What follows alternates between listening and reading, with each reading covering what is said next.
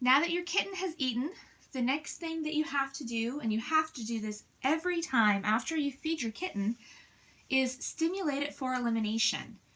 Kittens under 28 days of age are unable to empty their bowels on their own. If you do not help them, they will become toxic from the buildup and it will kill them. So this is a really necessary step that you'll have to do every time. The first part of getting ready for stimulation for elimination is prepping your area.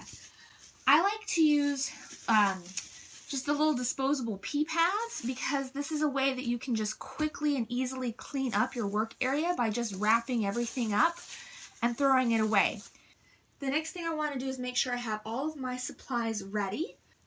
You can use regular round cotton balls.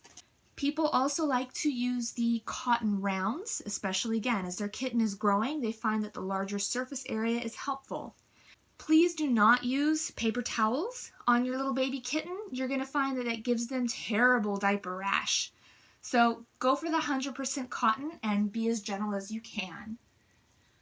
When you're ready to get started, get these wet, just a little bit damp, with some warm water, close to body temperature. Ready to begin? You want to hold your kitten in a nice secure fashion. They're going to squirm and they're going to kick and they're going to meow and cry and wiggle because this doesn't usually feel very good for them. They're not used to being forced to go to the bathroom.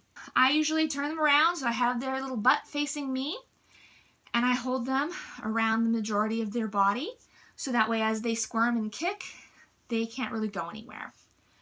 When I have them around their body, I will start by eliminating their urine, one damp, warm little cotton ball, and you're stroking from their tummy towards their anus, and you'll just start using some quick little strokes very gently. Think about this. Their mama cat uses their tongue to do this. So quick, gentle little strokes, and pretty quickly they will start to pee.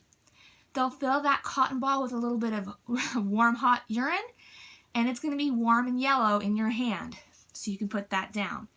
If you're more comfortable, you can wear gloves while you're doing this. Quickly grab another cotton ball, or they might just keep peeing in your hand, and keep going until you have all of the urine out of their little body. And it might take lots of little strokes and a few cotton balls, and they'll be empty. And you also need to get them to defecate. So keep going with your cotton balls, and sometimes I'll even use 2 or 3 to make sure I have something to catch it.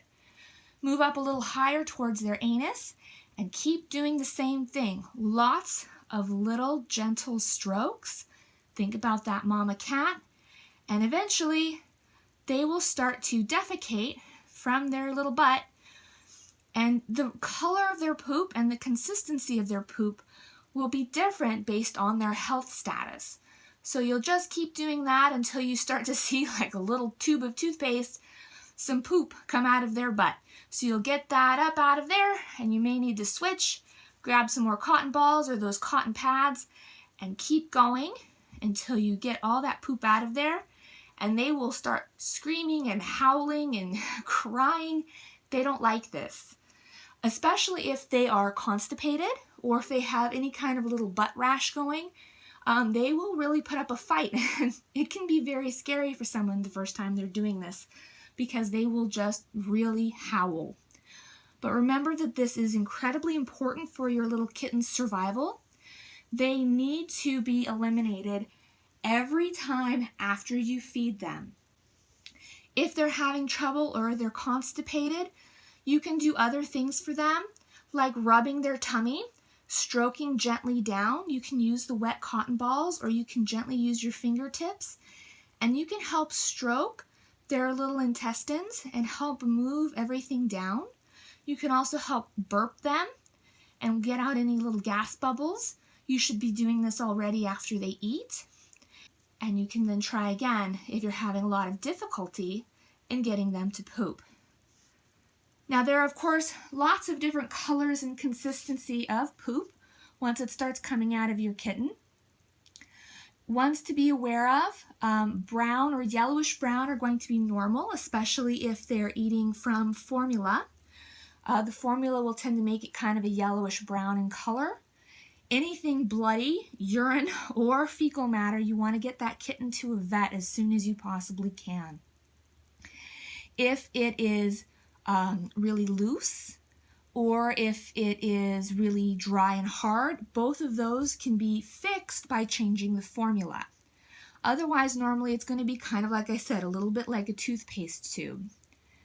If it is really, really yellow, they can have some sort of a bacterial infection, like if it's bright yellow. So those are things to be aware of. All of these things can be found through kitten manuals, so you just want to pay attention to the color and the consistency of it. Small adjustments being made to their formula will help with a lot of different things, but you want to make sure more than anything that your kitten is empty on its bowels and urine and that it's clean every time. So when that's all done, I'll probably give it a bath, make it warm, and then put it back to bed so that it can finish digesting the new food that's in its tummy.